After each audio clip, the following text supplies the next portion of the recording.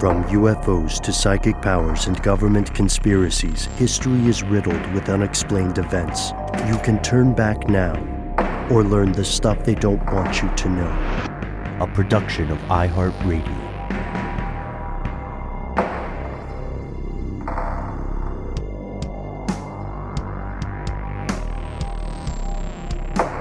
Hello, welcome back to the show. My name is Matt. My name is Noel. They call me Ben. We're joined, as always, with our super producer, Alexis, codename Doc Holliday Jackson. Most importantly, you are here. That makes this the stuff they don't want you to know. We are going global, folks. Several of us are recording remotely this evening, and the news has not stopped. In fact, there is so much strange news that I almost wish I could just restart that Daily Show from a while back. We are going to learn about a bizarre, and for some people with synesthesia, upsetting heist.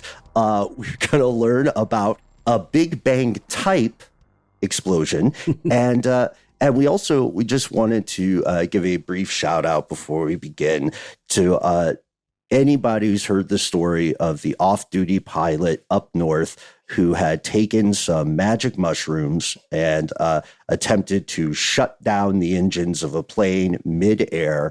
Please remember that if you become a psychonaut, if you engage in hallucinogens, always have a buddy with you. Practice the buddy system. Don't do anything stupid, and don't put yourself in a situation where you could put other people in danger. Dude, I saw this other drug-related story that was just, the headline was very misleading. It was like, man takes 40,000 pills of MDMA and survived, lived to tell the tale, but it meant like over the course of his life, which is still a lot. That's insane.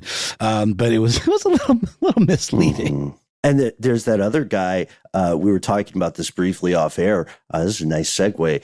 There was another guy, speaking of pills, Noel, who threatened a Florida pharmacy quite recently. He came in and he said he was robbing them for drugs. And the most notable thing was he said, I need all of your Viagra. And so we're wondering whether he was going to sell them, or as Matt said, whether he had some just sick weekend plans. Yeah, that was in Orlando. His name was Thomas Muse. He was 23 years old. And there's a great article for that. I saw it on WION News. So shout out to the editor there, Trisha Pathek. You can learn more about him. It's just, that kind of news where you have Viagra or a drug like that always grabs a headline. But I think it sets us up for one of the biggest stories we're going to talk about this evening. Yes, and today's story is coming to us from various sources. I'm actually reading from dailymail.co.uk, which is not always my favorite place to get a story, but seeing as most of the similar information is included in places like CBS, local NBC reporting, Reuters, we're pulling from this one because it kind of put all of the same information into one place. So here is the headline.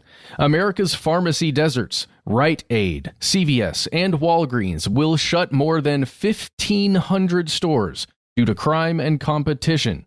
Like, when you hear that, first of all, these are three of the primary pharmacy chains that exist within the United States, the ones that if you walk down the street, you probably see them. And these are also the same companies that run stores like Duane Reade in New York City, which is included in these lists when it comes to stores that are going to be shuttered. So these are the pharmacies. And the very end of that headline there is leaving millions without access to health care.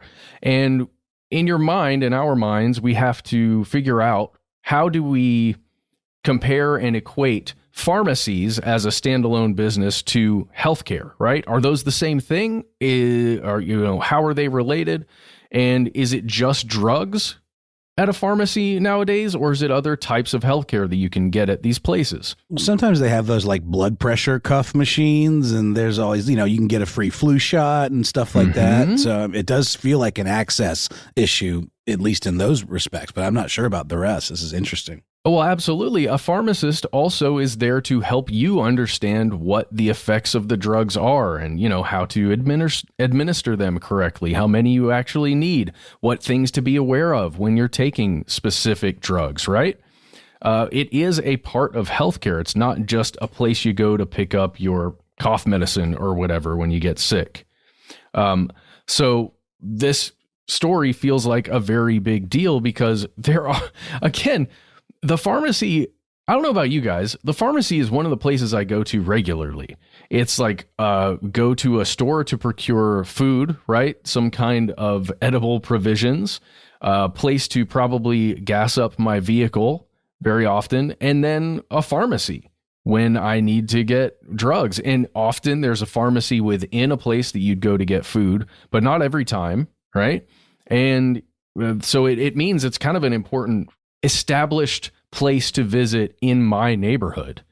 And I'm just imagining now that with 1,500 stores being closed very soon from these major outlets, there are going to be holes in the places throughout the United States where you can actually go to one, or pharmacy deserts, as they're calling them.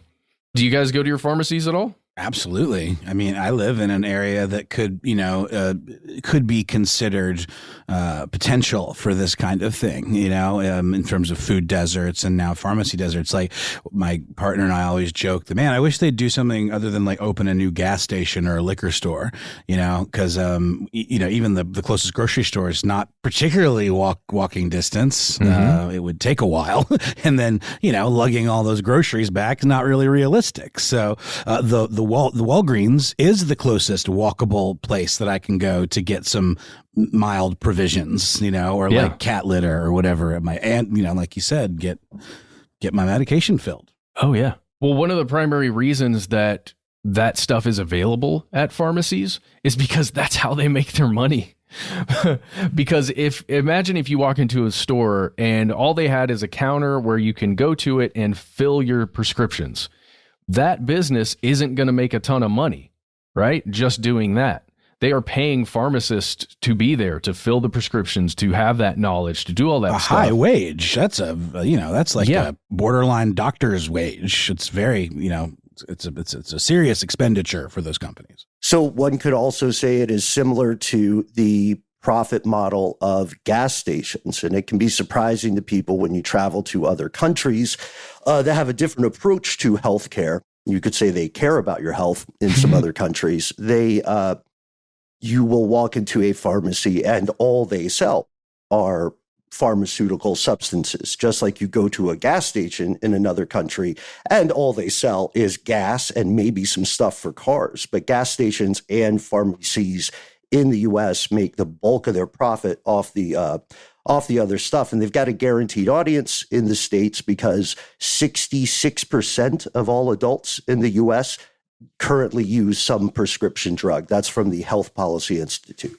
And surely in those other countries you're talking about, Ben, they're subsidized by the government, which is what allows them to exist in that more bare bones form. But I mean, bare bones, in the good way. They've got all the medicine you need, but they don't need to sell candy and wine and, Hot Pockets. Yeah, and they have to sell that stuff at a crazy markup compared to other places that you would buy it just to break even, right?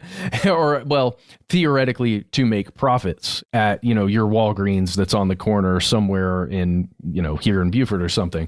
But those profits that they once knew are going away.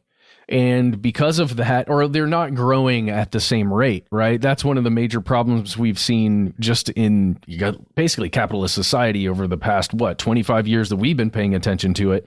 Even if a company is making profits, if those profits aren't rising at a certain angle, right? Then shareholders don't care and people think the business is failing and they lose confidence, sell the stocks, and then those companies go down, generally get purchased by other companies or go under and have to declare bankruptcy because that's just the way this capitalism thing works. So jumping back to Daily Mail, this story was written October 23rd by Rachel Bowman. And here we go. Rite Aid said it will close 150 of its 2,100 U.S. stores after they filed Chapter 11 bankruptcy earlier this month. And by the way, they're dealing with lawsuits that are tied directly to the opioid crisis. So they're having to pay out tons and tons of cash because of their part, right? It wasn't just the manufacturers making the opioids. It was also the pharmacies giving all the opioids out to everybody, which is not great. We were just following orders. Literally filling orders. Well, everybody's making money hands over feet when there's a really popular drug, right? Any drug, just like the Ozempic thing we were talking about, I forget the other names of those weight loss drugs. Anytime there's drugs, everybody's winning when it, in the supply chain, basically, like a really popular drug. Would you say that this accelerates given that the U.S. population is aging? I guess you could say other developed countries too. Oh, absolutely. All the problems are accelerated because of the aging acceleration that's occurring, right? We talked about the problems with accessibility, being able to drive to a place that's kind of close or walk to a place that's kind of close. Now, imagine if you're somebody who is, quite a bit older than us and you have a hard time walking, but you don't have access to a vehicle. How do you actually get 10 miles to your nearest CVS or whatever? Thankfully, there are alternatives that exist now where you can have pharmaceuticals shipped to you through a bunch of different like startup RX stores that do that kind of thing.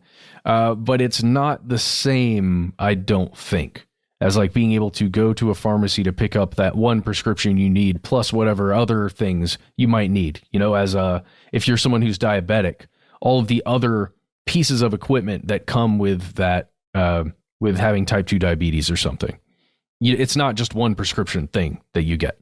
So just to jump back here, CVS, another giant chain, is closing its doors on 900 stores by the end of 2024. That is 10% of all their shops. And, what was the other one, guys? Walgreens is going to shutter 150 stores by the summer of 2024. Is part of this due to online pharmacies? Online pharmacies is one component, right? Because they are taking away quite a bit of business. They're an actual competitor now. For a while, it was all startup stuff. Some people were using it, trying it out, the early adopters, right? But now pharmacies that are online or that will just ship stuff to you, they are becoming, it's almost like Spotify to Apple Podcasts in our little center of the world. Does that make sense? Absolutely. Yeah. So you hear all this stuff. It's not that crazy. That's like 10% of each of these major chains. But still, when you add it all up, 1,500 pharmacies individually, when they're spread out in the way that they are, it's going to make pharmacy deserts pocketed throughout the United States. It's not just going to be in one place, in one region. It's just, I wanted to signal this to everybody because it does feel like a bigger problem that we haven't seen the full consequences of yet, but it's on the way. I will add though, in the neighborhood where I live, there is some crime, and these stores are often run on skeleton crews, where there's like maybe 2 people that are staffing the place and then they have a security guard. Yeah. And I've seen the places have windows smashed and, all kinds of things like that. And it's part of the nature of some parts of the country. You're going to have places maybe that are like lower income areas that do rely on places like that, but they also become targets because there isn't much else around. And a place like that, with a pretty wide variety of things that you can steal, it could be considered a target. So then it becomes a cost, basis analysis. What's the word? Like a cost benefit analysis for these big companies where it's like, they're not thinking about who they're serving. They're just saying, ooh, we've got these stores that are costing us more than they're making us. So, but it's not like it's inherently racist or something. I don't mean to, I'm not like trying to defend the giant corporations, but it does feel like it's sort of a pickle kind of, right? I would add to that there are also standing policies in a lot of parts of the U.S. in specific wherein police aren't going to take action against certain shoplifting under a certain financial threshold. It might be like stealing under $500 worth of stuff, etc. And that means that you don't really have a legal mechanism to recoup your cost or to combat, what do they call it in the business? Shrinkage, which or breakage even. Right. We got to love a corporate euphemism. But then also as the population continues to age and as people are relying increasingly on not just, a monthly supplement, but daily substances, when they, to your point, Matt, when there is no place for a person to walk, maybe they don't, like a lot of people, especially elderly, they may be living near or below the poverty line, which means that they may not have the wherewithal to even have an internet connection to order from an online pharmacy. All to say that I agree with you, this problem will continue. This will accelerate, which is why in any election, and it doesn't make sense sometimes if you're a younger person, but in any election, regardless of who is running or what their affiliation is, they're going to have at least one big plank of their platform be something about Medicare. Sure. Oh, yeah. Oh, for sure. Red meat for the olds. Just to finish right here, guys, on that safety thing, that concept of pharmacies being stolen from quite often. In that same Daily Mail article, they cite Capital One research that estimates overall pharmacies within the U.S. had lost $86.6 billion to retail theft over the course of 2022. So 1 year, $86.6 billion worth of retail theft. That sounds insane to me. That doesn't sound right to me, but that is at least what is being cited here. And the same group is estimating that by 2025, that number money lost to retail theft will be over $115 billion. Now, that's all pharmacies across all of the U.S., but still, that's an astronomical amount of money to be lost over theft somehow. If it helps, not all of it, but at least part of that can be explained by the markup you referred to earlier. That makes a lot of sense, like potential profits versus what they actually paid for the drugs to get them to sell them. That makes sense. That actually makes a lot of sense. Okay, guys, well, there's more here. Just be aware of it. Maybe check out what's going on with the drugstores near you, just so, you have an awareness of stuff that's going to be there and stuff that's going to be gone. All right. That's all. We'll be right back after a word from our sponsor.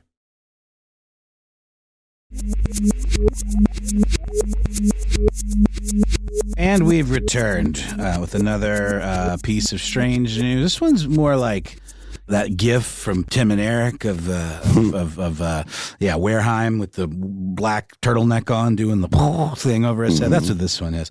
We talked a little bit before we started recording today with super producer Alexis, codename Doc Holiday Jackson, about various space-related games we're playing. Ben, you and Alexis are on that Starfield tip. I am currently out in the cold on that one due to a lack of Xbox.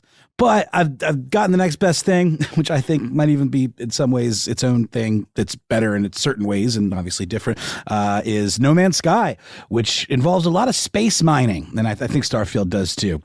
Literally shooting like lasers at space rocks and sucking up all of the crazy elements that they shoot out and then using those to craft your whatever hermetic seals or whatever weird little thing you need to make your spaceship upgrades. But that ain't for nothing that we're talking about space rocks and stars being full of this kind of goodness. Things like palladium, like radioactive elements. This is all what they say made of star stuff, gold, platinum, uranium. I said palladium. I didn't see that one listed, but I think that probably, who knows? There's probably some palladium out there. I feel like that one's come up on my scanner a time or two, but we're talking about a different kind of scanner today. A big old eyeball pointed at space called the James Webb Telescope. The James Webb Space Telescope, more precisely, JWST for short, which is a very powerful, the most powerful, in fact, space observatory ever launched. And I'm sorry, it's not pointed at space, it's in space. And then we're able to, I guess that's beaming, data back to NASA. On March 7th of this year, that very telescope detected a ginormous explosion in deep, deep space that is referred to as a gamma ray burst. This burst lit up the sky millions of light years away for about 200 seconds.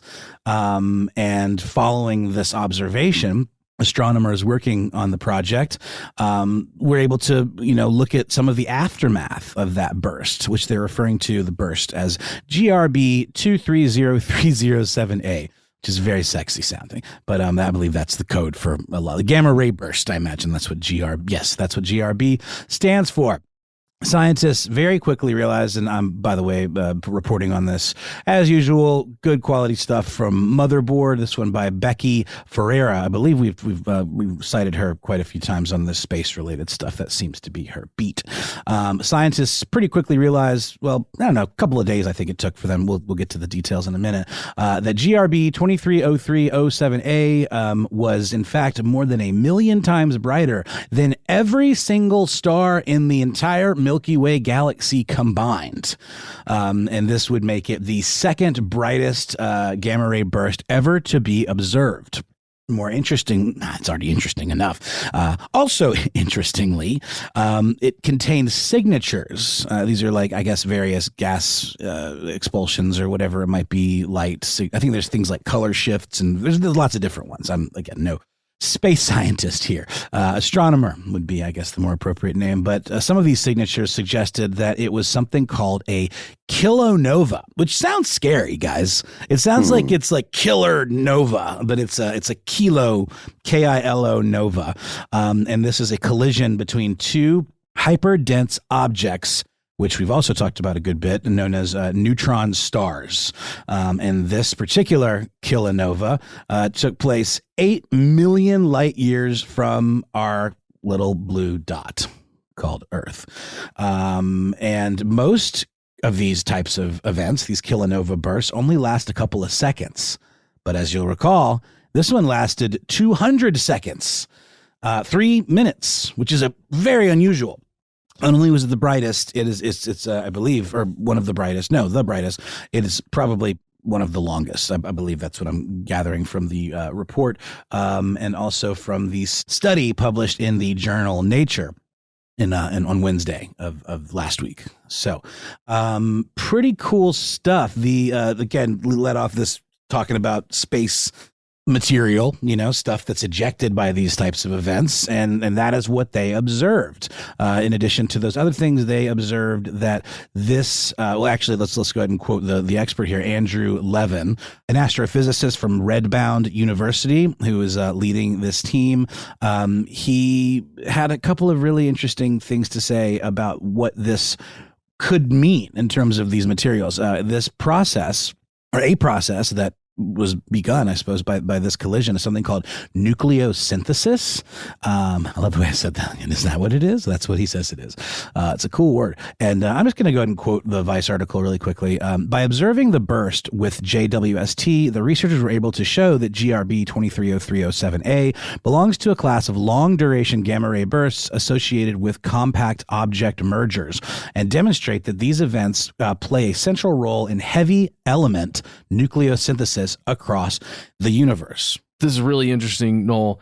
Correct me if I'm wrong. Aren't gamma ray bursts one of the things that were listed on Josh's existential threats show, like as one of the things that could just end life on Earth? Yeah, or turn everybody into Incredible Hulks at the very least. Even before that show, I think Josh as well, we all kind of learned about it in our How Stuff Works days. Yeah. The scary thing about a gamma ray burst is that if one of those hits the planet, it travels so quickly, and the human methods of detecting it are such that we wouldn't know until it was way too late. Like that Drake album, if you're reading this, it's too late, which is Drake is clearly writing about gamma ray burst. He's a scientist on the side. He's a beat scientist, at the very least. But if one of these was aimed at us from no matter how far away in the universe, from what angle, if it ended up crossing the path of Earth, that would pretty much mean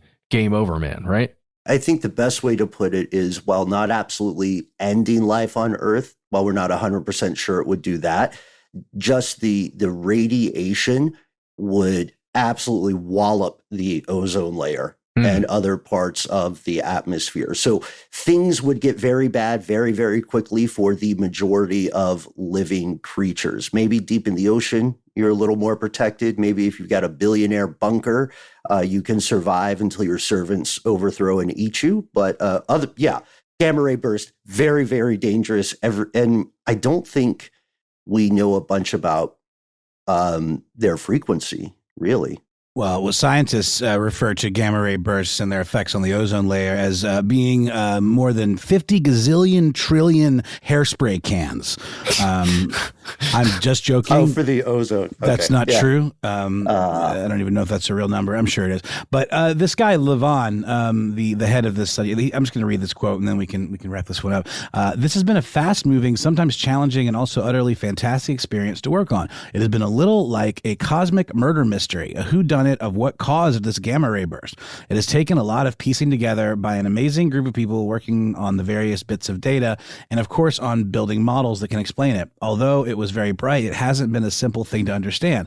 For example, it took us a day and a half to really locate where the burst was in the sky, another few days to see a color change that told us it was probably a kilonova, and then we had to wait for it to move into the bit of the sky where JWST could actually see it. In the end, it all came together, but there was a lot of work and a bit of luck in that happening. To give a bit of a handle on the discussion and the collaboration, we have a dedicated Slack channel, and from the first good to know that he's Slack over there too. And from the observations to the paper submission, roughly 3 months later, there were about 9,000 messages on it. Wow. So the most, I've been hinting at this, but I just want to list it and then we can move on. The kinds of elements that are produced by a thing like this, and Ben, you got it right. I mean, I think I jokingly said a Big Bang type event. There are probably several of these, this Big Bang created these elements and this one created, it's sort of like a reductive thing. I think it's to think of the one Big Bang creating all life in one go. It's usually a team effort. But when stars die, they shoot out materials like carbon, phosphorus, or oxygen. And what remnants of dead stars, like supernovas, do when they collide in kilonova events, they make their own particular kind of offering of these elemental materials, things like I said at the top, gold, platinum, and uranium. And then the article finishes in this way: the materials that make up stars, planets, and all life on Earth is primarily made of the remains of our ancient stellar elders in one way or another. Wow. Beautiful. There's a poetry to that. It really is. Yeah. And I don't know, this one's a little sciencey-wincy, but I think this is the kind of stuff that we imagine a lot. And it's so cool to know that we have people that are way smarter than us that are out there putting some real bones around, things that have only ever been able to be described in kind of more fantastical ways, or in science fiction, or even in certain religious beliefs. This is like the stuff of gods. It's very fascinating to me. Yeah, but don't be so hard on yourself. No, come on. Like, for instance, they put the time in the studying, right? And they're very smart. And if you were working on James Webb Space Telescope for the length of time that we've been podcasting, you'd be in articles like this, man. Hey, I rocked a solid B in physical science. There we go. I did okay. But yeah, Matt, did you have anything else to add in addition to what Ben said? I think it's fascinating that JWST can even make some, or I guess they made a calculation after they measured how bright it's the modeling this thing was. Stuff, probably millions of times brighter than all of the stars every in single the Milky Way. Yeah. Those 9,000 Slack messages it took them to get to that number. Yeah. Well, but that's just unfathomable to me. Just that it could be that something could be that bright, right? We can't even look at our little sun without going blind, and that thing's far enough, super, it is unfathomable. That is exactly the right word for it. Oh, and we've got an old series on YouTube about the construction of the James Webb Space Telescope. From How Stuff Works, very, very fortunate to travel up there with Holly Fry from Stuff You Missed in History class, who is a fellow fan of astronautics and space exploration. So you can see some talks that we have about the construction of the thing and some of the explanations we receive. That very, very well done, very lucid explanations from incredibly brilliant people. like Dr. Mather, I believe, a descendant of the New England Mathers. No. Yeah, he's way more chill than Cotton and Increase. He is able to explain, it's the mark of something that I think we all agree is the true indicator of this kind of brilliance. You can take these incredibly complex ideas and break them down, through analogy into clear, understandable explanations. So if you want to learn more about the James Webb Space Telescope, check that out. That thing makes, I was going to say it makes the Hubble look like trash, but I shouldn't. The Hubble's amazing too. It's just the James Webb is like the PS5 to the Hubble's PS1. Oh, Yep. Absolutely. As long as it's not an Xbox, because I'm feeling hurt about that. Oh, for sure. But yeah, the last, I'm just going to wrap this up with one final quote from Levin. He says, ultimately, we would like to dissect the kilinovae, plural, in enough detail to pick apart all the different elements that form there and know how much of each element there is. If we can do this, we can test if they make some, most, or all of the heavy elements we see around us. And we will finally be able to say where every element in the periodic table is made. Whoa. Very cool. So with that, let's take a quick break, hear a word from our sponsor, and come back with one more piece of strange news.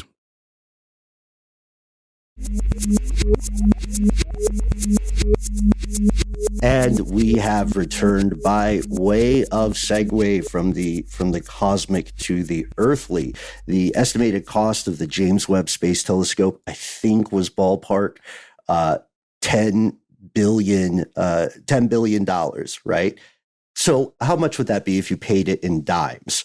That's the question. I'm not quite mathing. Of course, they're like 10 dimes to $1, $100 billion is a trillion dimes. So anyway, it's a lot of dimes. And I don't know about most people, especially in the States, but I think a lot of us, at least in my experience, are increasingly consider denominations of coins somewhat irrelevant. Like a nickel doesn't buy anything. The U.S. government actually loses money printing pennies. And in previous episodes, we agreed that they should all follow the lead of Canada and abolish the penny. But when's the last time you guys used a dime in a transaction? Yeah, I can't even recall. Not possible. They're probably all stuck to the bottom of my cup holder in my Honda Fit. I was at the Cumming Fair recently with my son, and we bought something with $5, and then I had a little bit of change left over, and then I paid for something at another stall, and I actually used a dime, a nickel, and a quarter. The system works. Oh, nice. Yeah. But that's the only time I think I've done that in years.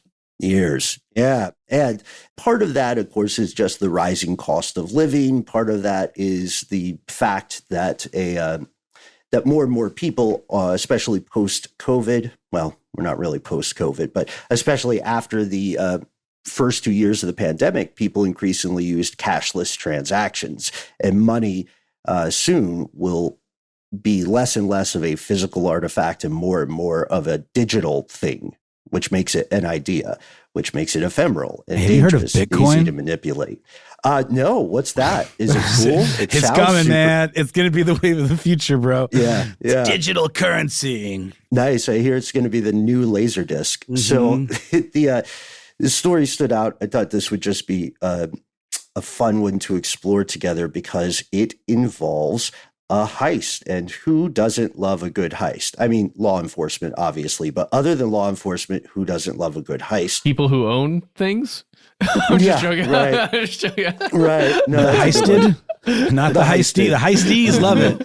Yeah. Spectators love it. The heisted, not so much. I wonder if there's a statute of limitations to how far after the Great Train Robbery could people call it the Great Train Robbery? Yeah. At first, it was just a terrible thing. Ugh. So let's go to the New York Times, great article by Mike Ives. There were 4 men who were in a heist crew, and these bright light bulbs got together and stole 2 million dimes from a truck. Now, first question, why steal dimes? That feels like a perfect setup for the low key or the low life kind of crimes that we always talk about. Like, what's the best one? Stamp fraud. Why would you? Yeah. Why Parking would you meter theft. Yeah. Right. That's 33 nickels a piece, boys. But is the thought that nobody's checking serial numbers on these dimes anymore? right. Where do I get that job? That sounds like fun. You got a magnifying glass. You're there, like writing in the ledger. That probably is a great icebreaker for a first date or something. Yeah. You know what I mean? Dime inspector. I'm sort of the king of dimes. But so there are immediate questions. The first one: why would somebody bother with this heist in a world where a physical dime is less and less important? Are they going to melt them down for their components? Probably not. That's unprofitable. It turns out, here's what we think happened.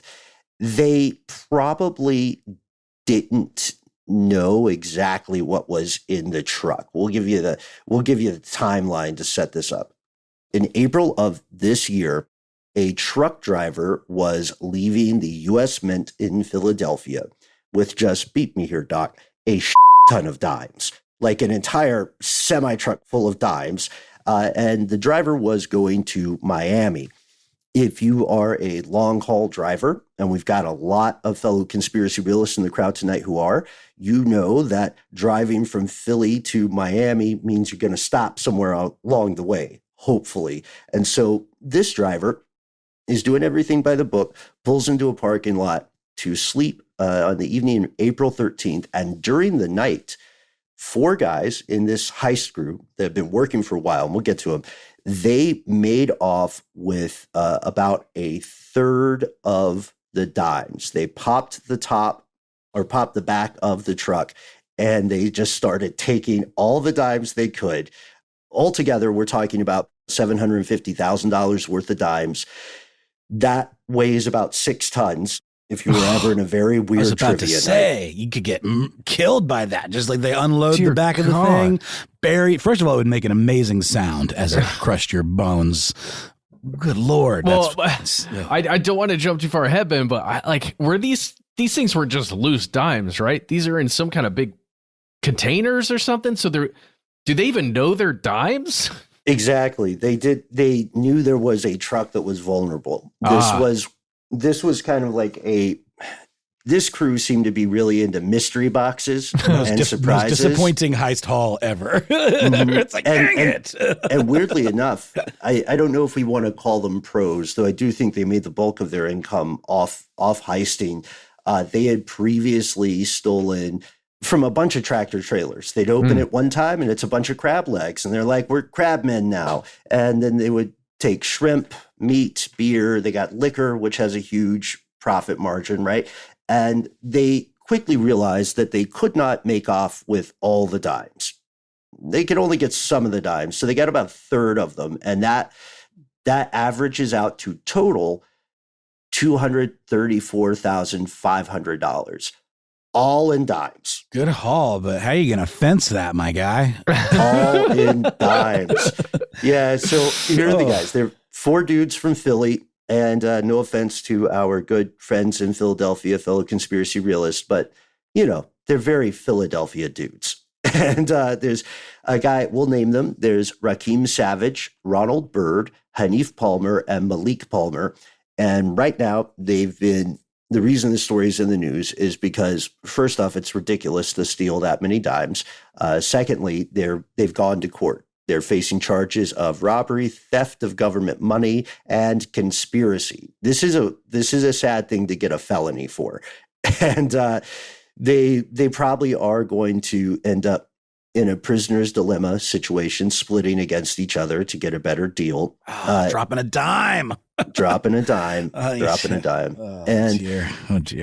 The haul that they took out of that 6 tons, it weighed over 11,000 pounds, which is about as much as 2 empty shipping containers that you see on a rail line.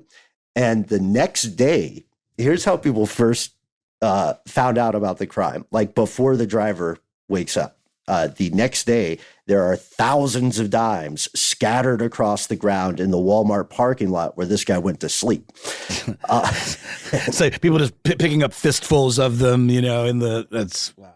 Which I feel bad saying it, because who doesn't love free money? But I wouldn't touch it. I don't. Nah. I don't like. Well, you don't like touching metal anyway. metal, but then also. Have you ever tried to pick up a dime? It's hard enough to pick up a penny. It's like you got to have nails to even get that thing up off the ground.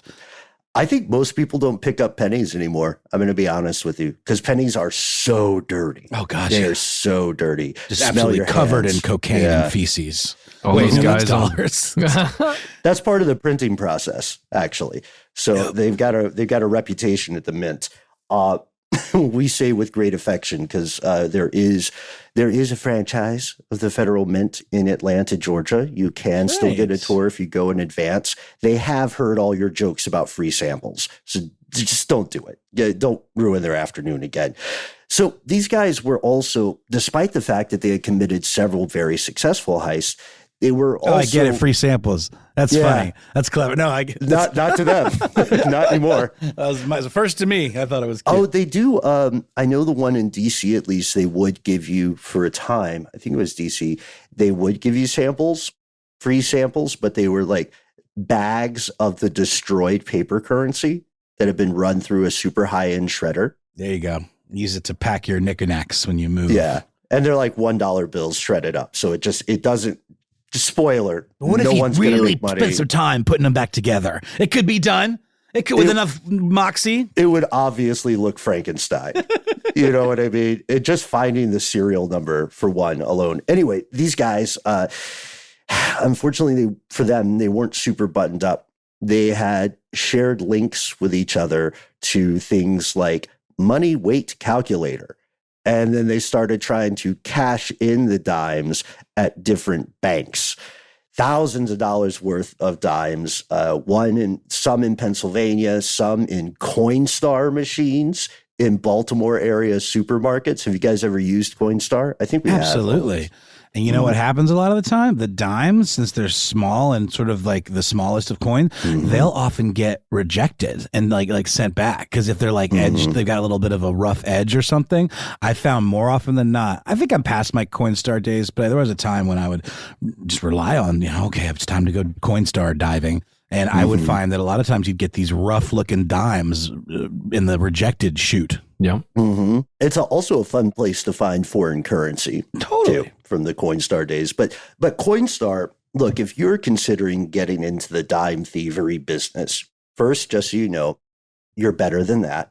We know, the three of us know, you have so much more potential.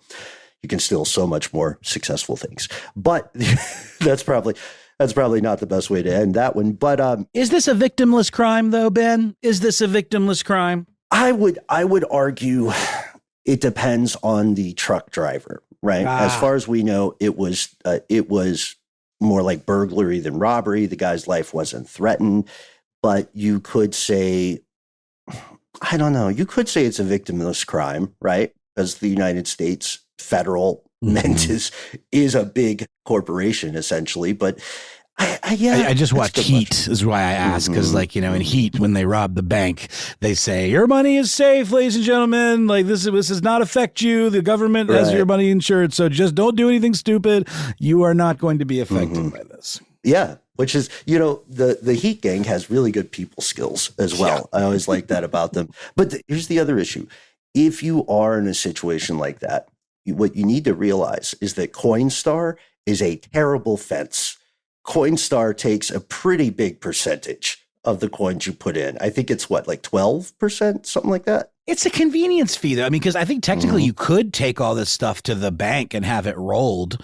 Yeah. But I mean, no, who wants to inconvenience a human like that? I would just rather pay the VIG and have a machine do a half-ass job for me, Yeah.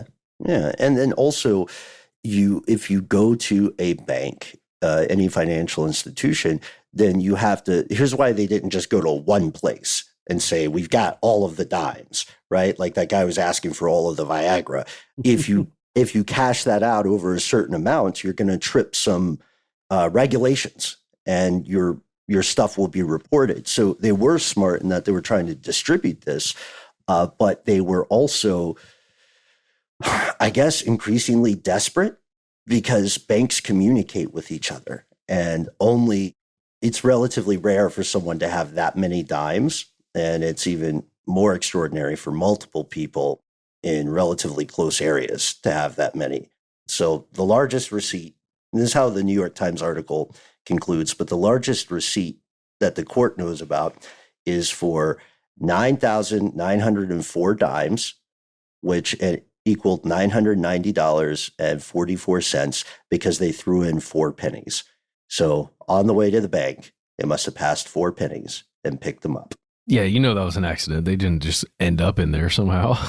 Come on. I don't know. Maybe that's like the guy's lucky lottery numbers or something. I'm not sure. But I have to also ask how often these kind of tractor trailer robberies occur. If you know somebody who works in shipping, or if you yourself are a trucker, then without sounding cynical, I think it's highly likely that you know someone who makes money off stuff that whoosh, whoosh, falls off the back. You know what I mean? Like how often do you guys think tractor trailers get heisted? It's got to be pretty often, right? I remember hearing stories about that. I won't say where, from some people I know about large numbers of things that would show up at a location that all fell off the truck, and basically all of the family and friends and everybody had these new things because they all fell off the truck. I've heard that before. Mm-hmm. Mm-hmm. But it's all shrinkage. Mm-hmm. Yeah. And then, you think about, I remember, Matt, we were reading for an unrelated thing long ago about cargo shipping, and just how many in inclement weather, just how many cargo ships will lose entire containers, right? And sometimes it's crab legs, sometimes it's, rubber ducks, which that's a true story. That helped oceanographers immensely. Well, and sometimes they literally fly off the side of ships, right? Which was the craziest thing to learn. Yeah, exactly. And it's an accepted part of the business. With that, I think there is a good story in here for a future episode about hidden heist and just how often they may occur. So we'd love some help from you, fellow conspiracy realists in the shipping, logistics, transit, and trucking industries. Let us know the stuff those shipping companies don't want you to know, especially about crime. Lot lizard stories are fine too, but we want to focus on the heist primarily. Thank you, as always, so much for tuning in. Let us know your strange news around the world. Please join us later this week. We're going to be exploring some more stuff they don't want you to know. We're also going to share some of the stories from our fellow conspiracy realists in our upcoming listener mail segment. We'd love for you to be a part of it. That's all well and good, you might say, but how do I get in contact with you? Well, you can reach out to us via the internet at the handle Conspiracy Stuff, where we exist on X, FKA, Twitter, YouTube, and Facebook, where we also have a Facebook group called Here's Where It Gets Crazy. On Instagram and TikTok, we are Conspiracy Stuff Show. Hey, and don't forget to send us your strange news ideas too. Like stories about what we cover in strange news, but also like nominations for, hey, you should cover this. I'm looking at you, Brock. You're always sending us things through Brock email. Ness Monster? Yes. Brock's great. Brock, we're not psychic. Those undersea cables are just super juicy targets. Exactly, Ben. It's exactly what I was thinking about when I was juicy talking cables. about this. But hey, if you want to send us any of that stuff, meet us on social, but also you can call us. Our number is 1-833-STDWYTK. When you call in, give yourself a cool nickname and let us know if we can use that name and your voice on one of our listener mail episodes. If you've got more to say than can fit in those 3 minutes, why not instead send us a good old-fashioned email? We are folks who read every single email we get. Take us to the edge of the rabbit hole. We'll do the rest. Conspiracy@iHeartRadio.com.